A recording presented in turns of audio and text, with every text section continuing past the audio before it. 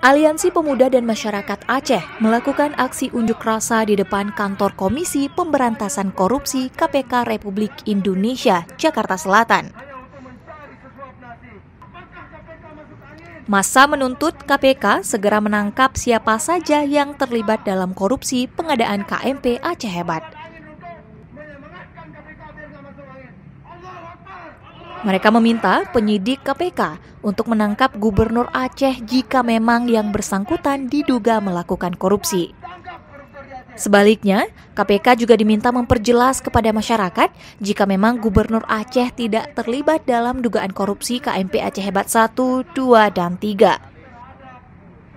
Koordinator aksi Syarfin Musla menyebutkan aksi ini sebagai pengingat bagi KPK terkait penyelidikan dugaan korupsi yang pernah dilakukan di Aceh pada pertengahan tahun 2021 lalu.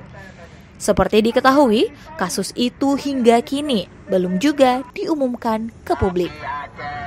Bapak KPK masih jadi provinsi termiskin di Sumatera Utara dengan jumlah penduduk hanya 6 juta. Ini mustahil, Bapak KPK. Kalau tidak ada tikus-tikus yang telah memakan uang sebesar itu, Bapak KPK. Uang otsus 90 triliun.